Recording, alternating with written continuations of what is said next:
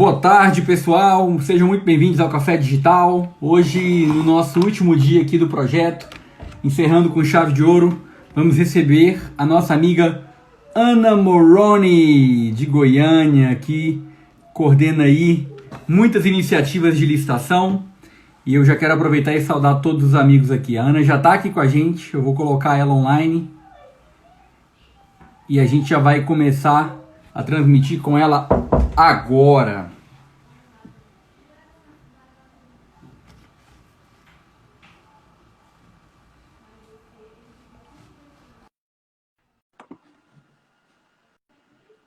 Estamos com um probleminha aqui no acesso da Anne. Tentar novamente.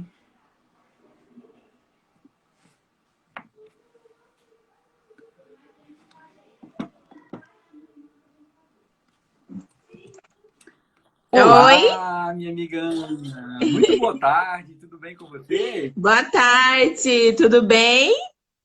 Ué, bom também, afinal de contas, quando a gente fala com o pessoal da região do estado de Goiás, é assim que a gente fala, não é isso?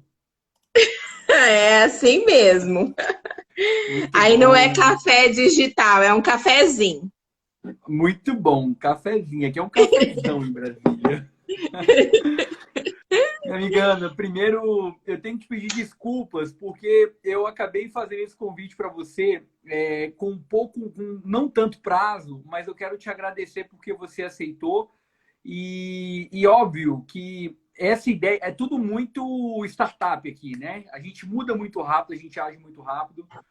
O projeto tinha um escopo, ele foi aumentando e a gente vai ajustando e vai convidando os amigos de caminhada. E eu não poderia deixar de te convidar, mesmo que fosse assim, quase que a queima-roupa, porque primeiro que nós já temos uma relação, você já coordena um evento maravilhoso que eu já pude participar, que é o Conex, e estou muito feliz de poder estar no Conex. A gente vai, obviamente, reavaliar como é que vai ser a execução dele, mas eu estou muito feliz de estar aqui com você, com a sua pessoa, que a gente já teve a oportunidade de conhecer, você já viu a experiência do jogo, de contratações, e a gente vai falar de um assunto hoje muito bacana, que eu acho que você é fera também, e a gente pode se ajudar aqui. Então, primeiramente, muito obrigado. Queria que você se apresentasse rapidamente para o pessoal, antes da gente falar aqui tecnicamente do assunto. Eu é que agradeço, é sempre muito bom contribuir, né? Eu acredito, inclusive, que essa diversidade de temas, de professores, de visão, é o que faz a gente concluir e avançar. Uma das questões que eu acredito que é possível da gente contribuir para o café digital é um pouco da visão do licitante, né? E aí eu já aproveito e me apresento. Boa, boa. Apesar de conhecer o professor Antônio Neto da Excelência, que é uma escola de gestão pública, eu advogo para licitantes, presto assessoria para licitantes há alguns anos. E isso faz com que a gente tenha já essa visão, né, essa vivência do licitante que é um pouco distinta da administração pública, né? Muitas das vezes a gente vai falar um pouquinho sobre isso, eu preparei alguns dos pontos, e o mais legal é que, assim, rapidamente, Antônio, eu fui lembrando tudo Massa. quanto é coisa que aconteceu comigo e fui fazendo aqui o script. Então, assim, não achem que esse conteúdo que a gente vai ter aqui no café de hoje é extremamente formal e técnico. Pelo contrário, é um bate-papo. Eu quero que a gente troque ideias e a gente pense sobre a vivência da amostra no pregão. Perfeito. Então, eu desde já agradeço. Eu fui assessor, eu tentei pensar assim na sugestão de um tema em que também fosse bacana para você, já que você tem muito essa vinculação com tecnologia e tudo mais. Então, eu fui a advogada de uma empresa de software por alguns anos, então eu tive aí muita vivência legal para contar, muito Top. sufoco. Eu saí quase uma desenvolvedora de software, brincadeira. Imagina, é igual eu. Eu sou quase um advogado, com sócios advogados, eu trabalho com advogado, né? Fica na mesma. É. Meu esposo da área de software, ele é desenvolvedor de software, então assim, eu tenho também pezinho dentro dessa área, gosto demais, admiro muito, algo assim que eu realmente aprecio, passei a admirar, gostar. Aí quanto mais a gente vai vendo, mais a gente fica curioso e vai querendo aprender outras questões. Então eu gosto bastante. E o que a gente vai ver aqui hoje, né, que eu trouxe um pouquinho de coisas para a gente discutir, nada mais é do que vivência de tudo isso que eu pude aprender junto dessa empresa cliente na questão de amostra no pregão.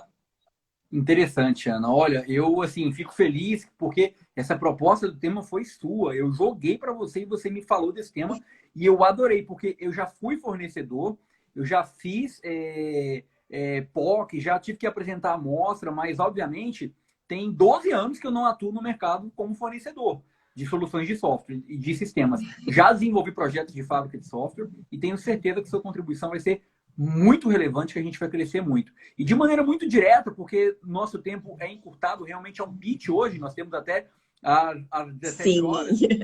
Eu queria te passar a palavra para você pensar aí os temas prioritários e a gente fazer um bate-bola. Se eu tiver alguma contribuição, eu comento, mas assim, pode ficar bem à vontade, porque eu acho que o valor que você vai gerar é muito grande e a comunidade espera realmente isso, é o conhecimento de cada um dos professores para a gente poder somar e estar aí junto. Fica à vontade, minha amiga. Pois é, primeira coisa, foi muito legal que você mencionou sobre fábrica de software. E aqui eu já vou começar fazendo uma distinção do que eu venho falar. Fábrica de software é diferente do que a gente chama de software de prateleira.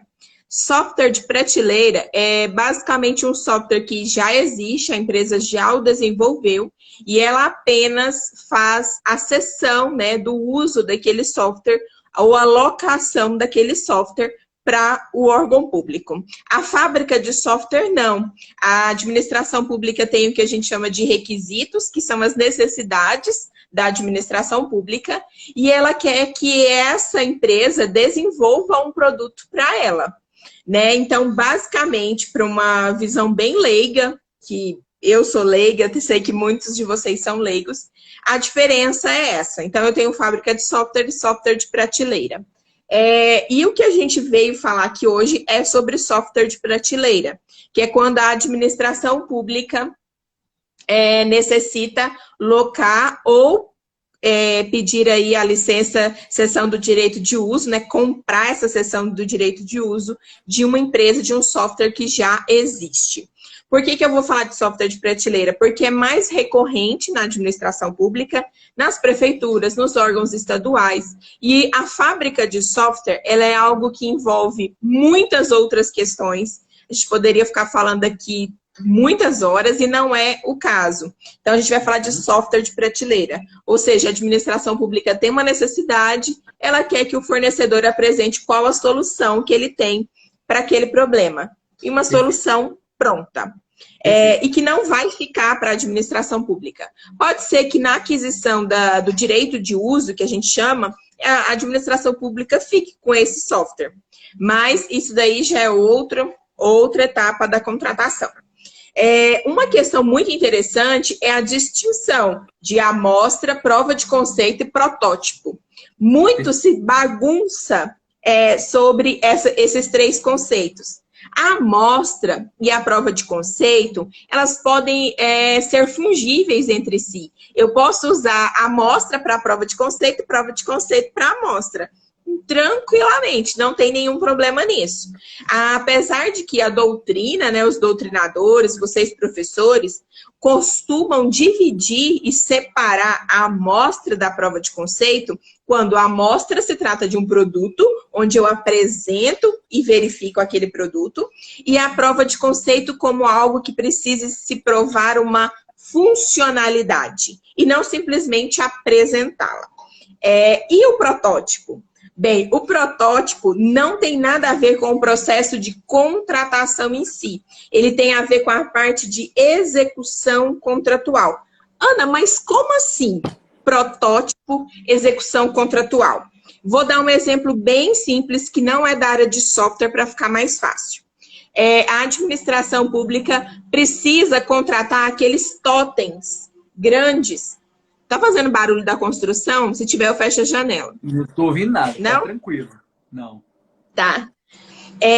Aqueles totens de grandes para colocar álcool gel em todas as repartições públicas. Então, vamos supor que o estado de Goiás ou o estado do DF, o governo do DF contrate todos esses totens. É algo personalizado.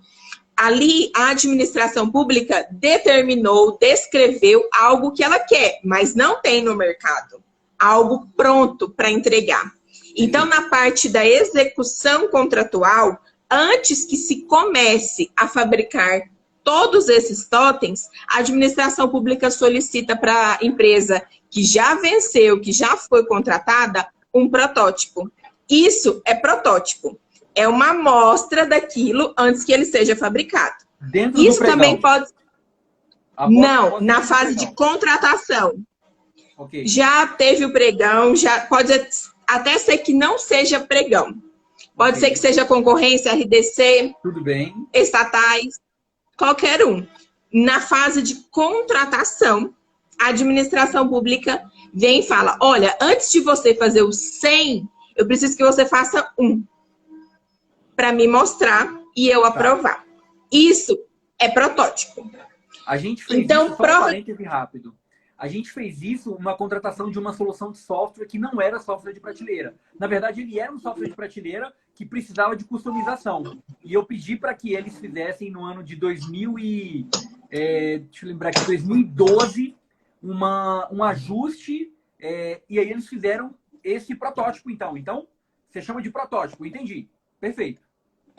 Isso, porque eu poderia chamar de amostra. Mas se eu chamo de amostra, se confunde com a amostra que é prevista no pregão. E para que eu faço essa diferenciação? Porque tudo isso é imbuído nos custos da empresa. A partir do momento que eu coloco no edital que essa empresa precisa me apresentar uma amostra na fase de pregão e que depois ela tem que me apresentar um protótipo na fase de contratação, isso tem que estar nos custos. E se eu não coloco isso nos custos, a empresa depois pode ter que se recusar a fazer, ela pode ter alguns problemas, enfim. Por isso que é legal a gente fazer essa diferenciação de amostra, prova de conceito e protótipo. Para que serve, Ana, a amostra? Vamos supor que quem esteja vendo essa live nossa nunca ouviu falar sobre a amostra prova de conceito. Bem, a amostra e a prova de conceito nada mais são, eu vou chamar aqui vulgarmente de amostra, no sentido de que também é prova de conceito, já que ambas aí são expressões utilizadas para a mesma coisa, com muita frequência, principalmente no pregão. A administração pública, ela precisa ter certeza que aquilo dali que o fornecedor está colocando na sua proposta seja compatível com as funcionalidades que ele descreveu no edital. Então, vamos supor, a administração pública precisa de um software para emissão de nota fiscal. É muito comum. Esse é o mais comum de todos, os softwares. A prefeitura precisa... O Tiossi Júnior acabou de entrar. Exatamente. Ela necessita de um software para poder fazer a emissão das suas notas fiscais no portal da prefeitura, certo? Certo. Aí ela precisa verificar se as funcionalidades que ela precisa está presente nesse software que a empresa apresentou. Ah, Ana, mas isso não seria técnica em preço? Ou melhor, técnica? Não, não seria. E a gente vai verificar mais adiante que a questão da amostra exige uma objetividade, que precisa ter e existir, senão não é amostra. Senão é técnica e preço. Eu tenho ou que melhor, escrever a minha amostra. A gente fez isso na época também, só que a gente e aí chamou do que você está sugerindo. A gente chamou do nome errado em 2012. Mas assim, é igual eu disse, é uma fungibilidade. Eu posso utilizar para o mesmo nome para outras coisas. Porém, quando você coloca cada coisa dentro da sua caixinha, você mostra para o fornecedor que são coisas diferentes em momentos diferentes. Porque a gente vai verificar que exigir um dos critérios para que seja cobrada a amostra no pregão, que ela seja possível, é que somente seja exigida do fornecedor que ficou em primeiro lugar na classificação. Então, primeiro eu vou contar uma coisa para vocês. Existem critérios que precisam existir para que eu exija a amostra no pregão. Seja software, seja uma caneta, seja um café, seja uma cadeira. Não importa. Vocês vão ver que software de prateleira, ele é muito comparado com um objeto. Por quê? Porque a gente entende que ele já está pronto, que ele já existe, né? Que pode ser que, de acordo com alguns acordos de níveis, que a gente chama durante a execução do contrato, ele seja modificado e adaptado tranquilamente. Só que, no primeiro momento, ele é um objeto pronto para ser entregue para a administração. O primeiro critério para que essa amostra no pregão seja exigida é o quê? Estar previsto no edital. Eu não posso pegar o fornecedor de surpresa e depois lá na fase de, sei lá, habilitação, qualquer fase que seja, falar, então, agora para você ser vencedor, você precisa fazer um teste aqui pra gente. Que teste? Uma amostra? Não, mas não tinha isso no pregão, não tinha isso no edital. Então, não pode exigir, não pode ser colocado essa exigência caso não esteja previsto expressamente no edital. Ah, mas aí você fala assim, professor, como que então tem que estar isso, Ana? Eu só coloco lá que vai ser exigida ou que o pregoeiro pode exigir? Porque o que eu tenho visto de forma muito, assim, grosseira nos editais é uma linha dizendo que o pregoeiro poderá exigir a amostra do software durante a licitação. Poderá. Isso não poderá. Uma simples linha. Isso não é previsibilidade de amostra. O que carece? Carece de impugnação ao edital para que o pregoeiro obrigatoriamente, ou quem formulou o edital, coloque de uma forma expressa o que vai ser essa amostra. Perfeito. Outra questão, segundo ponto.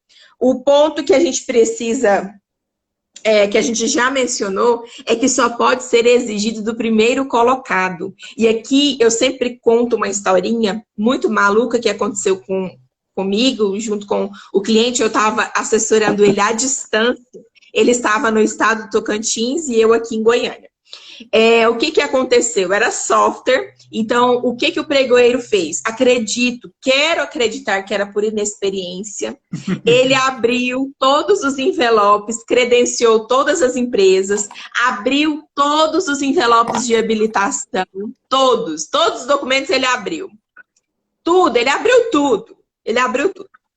Aí ele organizou direitinho sobre a mesa e falou assim, então, agora vocês têm 20 minutos para me apresentar o sistema, cada um. Eram 3. Gente, não existe isso. Pregão presencial. Isso não existe. Para começar, ele não pode ter aberto todos os envelopes. Começou aí o erro. Ele só pode... aí é que a gente já coloca qual que é o momento ideal para a amostra. O momento ideal é depois da fase de lances. Teve a fase de lances, eu tenho o primeiro colocado. Antes de abrir o envelope de habilitação, eu coloco a amostra. Eu apresento a amostra, eu solicito a amostra. Outro erro que ele cometeu, ele não deu prazo razoável nenhum para esses licitantes. E ele fez com que todos apresentassem o sistema. E foi eliminando um a um ao seu bel prazer. Chamou 3 pessoas lá do setor de contabilidade, o pessoal apresentou o sistema, e aí eles iam falando, passou, não passou, passou, não passou. Foi exatamente assim. Então, por isso que eu quis trazer esse tema, porque por mais que ele não seja um tema novo, ele continua sendo um tema que dá muito trabalho para a gente. Continuando, critérios objetivos. A amostra, seja ela de software ou seja ela de um produto, mais ainda de software, ela não admite subjetividade. Então, ela carece que sejam critérios objetivos, que eu aponte aquilo que deve ser feito. Sob pena desse pregão ficar parecendo que é melhor técnica. E aí bagunçar tudo e não se aproveitar nem sequer esse pregão, que ele vai ser passível de nulidade no meu entendimento. Outro ponto interessante, eu falei sobre a questão da aceitação da proposta, volto a reforçar. O melhor momento para que seja solicitada a amostra no pregão é entre a fase de lances, encerrada a fase de lances, e a fase de habilitação. Um ponto muito interessante, e aqui eu não sei se você vai se recordar, sobre a questão do prazo de apresentação. Uhum. Ana, que bagunça é essa? O que é prazo de apresentação? Vamos lá. Prazo de apresentação é um prazo em que o pregoeiro vai conceder, aqui é o pregoeiro, tá, gente? O pregoeiro vai conceder um prazo para você apresentar a sua amostra ou a sua POC, a sua prova de conceito. Que é diferente, essa prova de conceito, tudo bem. Isso. Tem a questão da prova de conceito, aquela não é uma nota técnica, tem um documento TCU que fala sobre isso. Exatamente. Inclusive, eu vou disponibilizar esse documento e vou disponibilizar um roteiro que tem, que o próprio TCU fez. Esse roteiro, que chama roteiro, é o que eu prefiro mais, porque eu acho que ele se enquadra mais na realidade daquilo que eu vejo nos órgãos públicos de maneira geral, que não são softwares extremamente complicados, não tem aquela análise técnica, é uma prova de conceito onde tem testes, ela estipula testes, tem os objetivos, tem as características, estipula os prazos, tem como você, o modelinho de como fazer um cronograma. E é sobre o cronograma que eu queria falar. Porque a gente tem o prazo que o pregoeiro coloca para poder você apresentar esse, vamos supor, declarei quem foi o melhor classificado. A partir dessa declaração do melhor classificado, ele estipula um prazo para poder esse fornecedor apresentar para ele o software. A partir do momento que ele estipula esse prazo, ele deve levar em consideração várias coisas. A razoabilidade e a viabilidade, principalmente. Ainda eu chamo atenção para os pregões eletrônicos, porque eu posso estar participando aqui em Goiás e a prova de conceito ser lá no norte. Como que eu vou fazer? Então, eu tenho que ter um prazo razoável para eu poder apresentar essa prova. Uma questão muito importante, esses prazos têm que ser previamente fixados no edital. Então, o licitante ele já tem que ter a ciência que declarou o vencedor, ele vai ter aí 5 ou 10 dias para apresentar esse software. O que eu vejo? Eu vejo que alguns licitantes, depois de vencer a licitação, é que vão desenvolver o software. Isso é suicídio, é queda livre. Não façam isso, tá? Não façam isso. Licitação não é brincadeira. Então, o que eu vejo, tá? O que eu já vi, já vou aproveitar e deixar aqui essa observação. Na POC, na prova de conceito, existem testes em que a administração pública diz que vai fazer um teste com aquele licitante. Então, ela previamente estipula, na maioria das vezes é assim que acontece.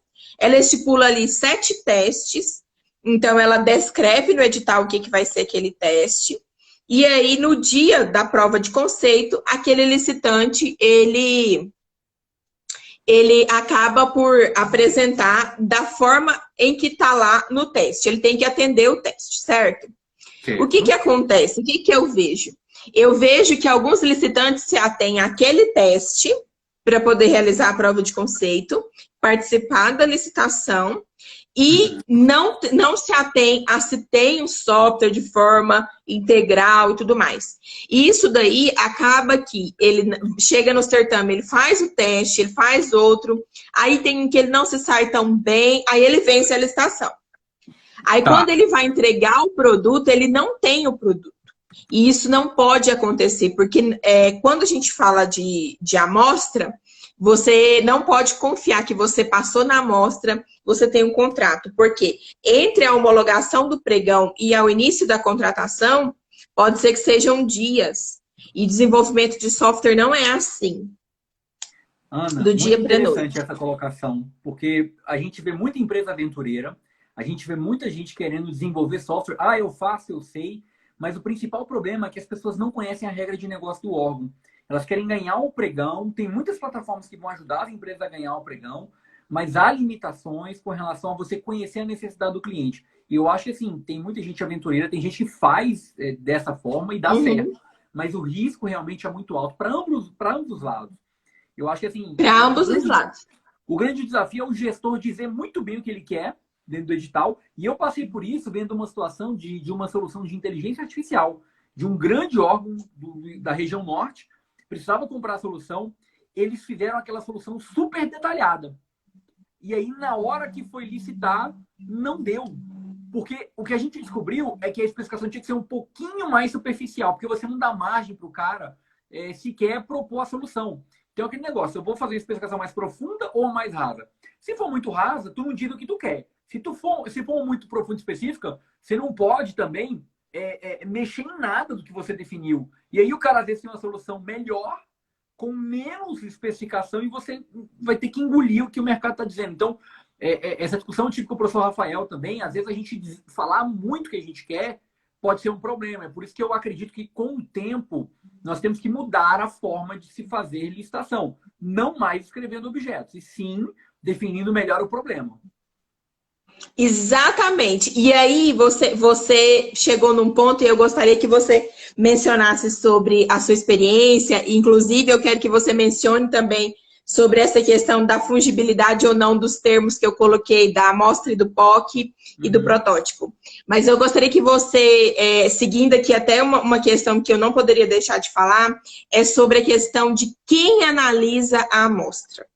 Quem analisa a amostra, quem analisa a prova de conceito, quem analisa. Isso precisa ficar muito explícito no edital. E aí eu vejo, professor, muita gente leiga sendo nomeada para fazer essas análises. Perfeito. Pessoas que não têm nenhum tipo de conhecimento, aí porque ela vai analisar o quê? Ela vai analisar o layout. O layout desse sistema é lindo. O layout desse sistema é fácil de mexer. O layout desse sistema, porque eu não tenho conhecimento de software para fazer uma prova de conceito, para poder acompanhar os testes. E aí eu vejo que eles nomeiam esses profissionais e aí fica assim, ao léu. Então, um ponto importante é que essa seja nomeada uma comissão técnica, e aqui não é a comissão de licitação, é uma comissão técnica que vai acompanhar e que, inclusive, vai acompanhar o processo de implantação desse software posteriormente, né? Que tem a implantação temporária e depois de um tempo é que você dá aprovação e implantação permanente desse software no órgão. Então, assim, que essa comissão seja uma comissão realmente técnica. E aí, eu gostaria que você falasse um pouco sobre isso, da falta de profissionais técnicos para poder analisar e da questão do conceito de amostra e POC. Legal. E nosso tempo já acabou, meu Deus. Nosso tempo acabou, mas eu acho que em 3 minutos eu consigo dar uma palhinha sobre isso, mas, assim, entendi perfeitamente, eu acho que vale a pena a gente falar. O primeiro ponto com relação à estrutura de pessoal. Só pode atuar num projeto desse quem conhece do objeto. E o que você está falando é verdade. Muitas vezes pessoas são colocadas para poder fazer validação indiferente da fase, tá? Eu vou pegar agora e botar tudo no mesmo pacote, porque indiferente da fase que você está, seja da POC, seja da amostra, você tem que ter uma pessoa que trabalhou na fase de planejamento, porque senão fica muito difícil. Eu vou comprar um carro, por exemplo, uma bicicleta. Vou dar um exemplo da bicicleta. Recentemente eu fui ali fazer investimento para comprar a bicicleta, porque está difícil jogar tênis, está difícil correr, eu não gosto de correr. Aí fui lá para a bicicleta. Eu estudei todo o mercado Eu fui andar na bicicleta. Sabe qual foi o critério que me fez comprar a bicicleta? Não foi o preço, não que eu vá pegar mais caro, pelo contrário, eu peguei a melhor custo-benefício, coloquei numa média. Foi a experiência. Quando eu montei na bicicleta e eu andei, eu falei, é essa bike aqui.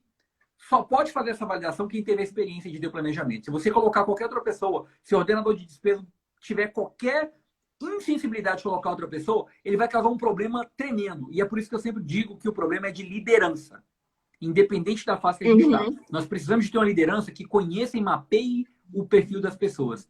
E é por isso, né, Ana, que a gente fala que licitações é um jogo. E o jogo de contratações vem para poder mostrar esse processo como um todo e simplificar. Eu não sei se eu consegui dar uma resposta mais generalista por conta do nosso tempo, mas, assim, para mim está evidente, depois de 46 lives já está evidente que tem muita coisa para se resolver, a gente tem que melhorar o fator humano. Amiga Ana, eu vou engatar na outra live com o professor Bruce Gates, mas eu quero te dizer que esse pouco tempo que a gente teve aqui agora foi um tempo que eu pude aprender com você. De verdade, eu não sabia dessa diferença. Lá em 2012 eu tinha usado um termo que foi um termo diferente, você me atualizou disso. Muitíssimo obrigado pelo teu conhecimento. Eu não sabia que você tinha tanta experiência nessa área de software. E com certeza eu vou contar contigo para a gente poder construir aí novas relações e fazer novos negócios nesse ponto, porque eu gostei demais de saber que você trabalha com isso. Foi uma surpresa muito boa para mim. Quero te agradecer pela sua presença, agradecer a todas as pessoas que estão aqui com a gente. A gente já vai começar a nova live e dizer para quem quer participar das ideias do professor Antônio Neto, basta entrar no meu perfil, clique em mais lá, que tem um Linktree com um monte de coisa legal. A gente hoje encerrou as nossas inscrições para o grupo de mentoria. Quem entrou, entrou. Quem não entrou, só na segunda turma. E aí, é isso que eu tinha para falar. Professora Ana, muito obrigado pelo teu trabalho. Obrigada. Eu só tenho um último recado que eu não posso deixar de falar. Pregoeiro não pode, né, rejeitar a amostra, mas ele não deve, tá? A gente orienta que o pregoeiro não rejeite as amostras, mas ele pode. Se for absurdamente recusável, ele pode sim, mas ele não deve. A amostra é um contexto técnico e deve ser analisado por técnicos. E isso não é papel do pregoeiro. Isso é muito importante da gente falar também. Muito obrigada, estou à disposição.